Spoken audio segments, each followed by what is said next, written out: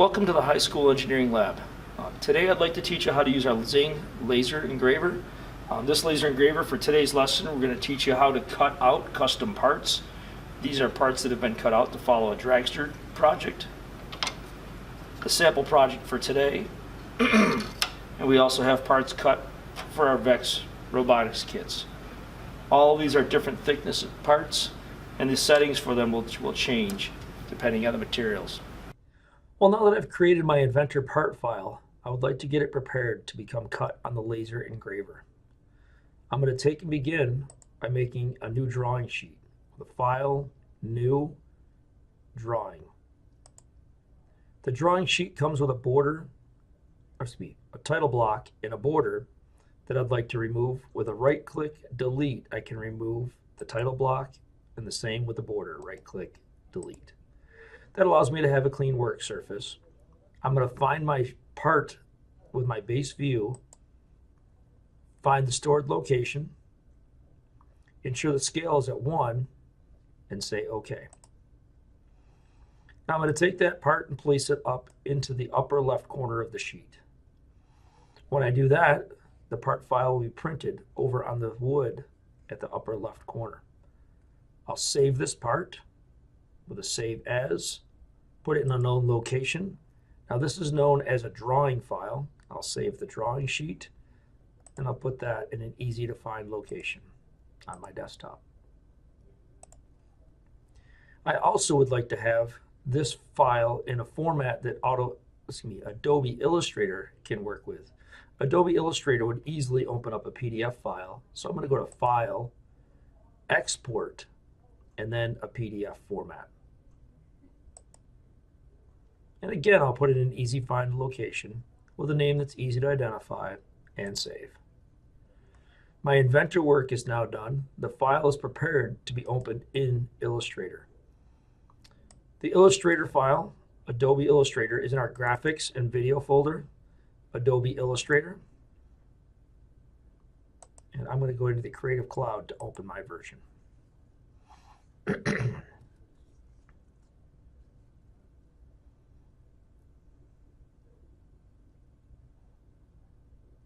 Once Adobe Illustrator prepares itself, I'm going to create a brand new document. Now this document needs to be a custom size. 23 inches by 11 inches is the size of the laser engraver. I should name this the appropriate file name so I can find it later. I'll get to that later. And create. Now that 23 by 11 file that I created opens up that workspace. I'll say OK here, close out that tour. The 23 by 11 workspace is also the size of the work envelope on the machine and the part that I would place inside to be cut on, or the wood. I'll open up the PDF file, or better yet, I will place the PDF file on the sheet. Now the PDF file I stored on my desktop, and it's a PDF version of the same part file that I had. So Erotic White Eagles was what I had named it. When you do click on that, look closely and make sure that the link button is unchecked. Sometimes it will be with a check mark on. You'll want to uncheck that box and place. Once you click on the screen, it often drops it much lower than the sheet itself. So I'll grab that blue line and drag that up into my work area. Roll up a little bit. I like to place it in the upper left corner, somewhere in the neighborhood of a 1/2 inch to an inch from the edge, so the laser can cut that without wasting material. The next part I could place over into this work zone here. You'll notice that that looks like it's got thick, dark lines. The laser engraver will identify anything that is thicker than 0.001 as an image. Well, I would like this to be a cutting line or a vector, so I need to edit that file, and I need to go and adjust its stroke. Often the stroke button is up in the top section here. I can see the stroke is identified over the left side of my screen. I'll change that to 0.001 and change the line thickness. When I hit enter, you'll notice that the image either disappears or fades way out into the distance. If you are unable to see this image, go to the view, and preview on CPU will make it pop up.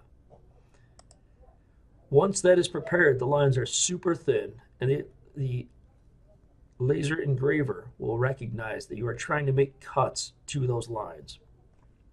So I'll now follow this up with a file and print. The laser engraver is much like any other printer. It will take the image or the part that you're trying to work with and make that operation happen. I need to go into here and adjust the settings for my laser engraver. So I'll tell it I'm going to my Epilog Zing 40-watt laser. And then I want to double check my placement.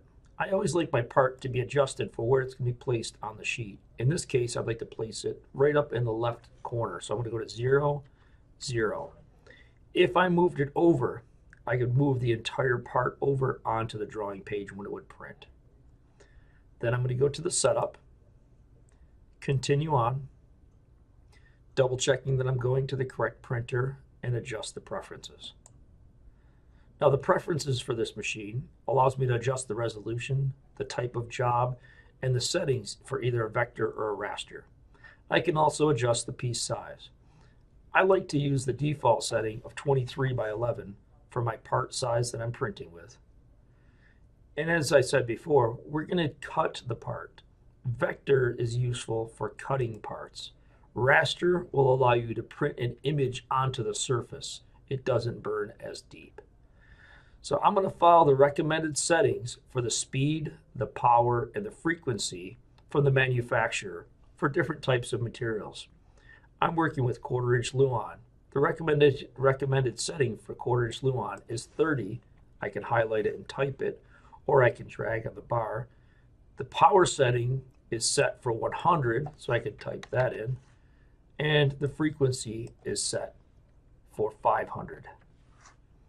Now I've found that 30 is just a little bit too fast. I think my material is slightly thicker than 1/4. So I'm going to override that recommendation and slow it down to somewhere in the area of maybe 19, 20, 21% of the speed. You may need to adjust those settings based on the results that comes out of your machine. I'm going to double check that I've adjusted the size, the vector, so I know that I'm only cutting with this operation. And I'll say OK. And print. You'll notice here that this part looks smaller than the 23 by 11 that I identified. I'm going to go back to the setup and continue, and then if I hit print again, it does show me the preview, and it actually was going to print on the 23 by 11.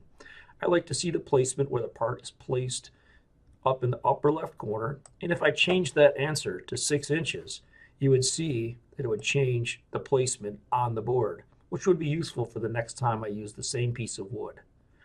I'm going to keep that to my original 0 inches. Click over to the side, and you can see that it's placed in the upper left corner. This time when I hit print, it'll send the message off to the laser, and the part will be able to be printed on the machine itself.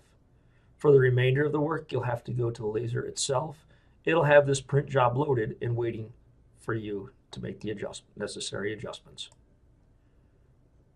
At that point, I'm all set, and I'm going to go over to my laser engraver. Here's our laser engraver. This is the Zing laser, 40 watt. This machine is fantastic for cutting through parts up to 1/4 inch thick. We very often use 1/4 inch plywood for a lot of our application. It's got a bed inside of here, a honeycomb shape underneath of it. When you place the part inside of here, it requires a focus. I need to have the part be received by the machine over on this side here. I've got my interface. The machine has got an on-off switch on the far right side over here in the back corner. So I'll power the machine on. On the bottom left corner, underneath the machine, there's a switch to turn on a vacuum that will blow off the smoke out of the way as you're working. And we also have a filtration system that's important to run while the machine is being operated. So now that I've got the machine turned on, you can hear the laser, the filtration system working in the background. I'm going to focus the focal length of the laser on the keypad over to the right here. I'm going to hit the focus button. That brings the part out. Bring down the focal length tool. This determines the length at which the laser is set. I can adjust the settings to move the part down or up until it just barely makes contact with my part. Reset that. And then on the keyboard, I'm going to hit reset. Now the part has been set, focused for any parts this thickness. Once that's done, I'm going to lower down the glass and find my job, in this case, job 1, and I'm going to hit go. That'll begin the cutting.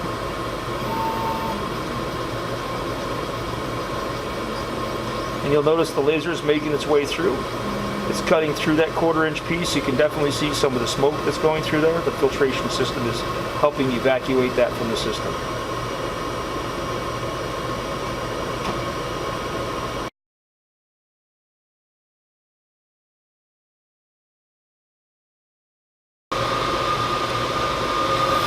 So this part here took approximately 3 minutes.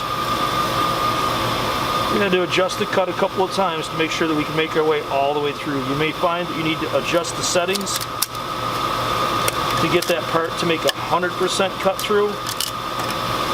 As you can see, some materials are harder in some areas. That's pretty close to perfect. I may slow that down about 1 or 2% more than we did the first time.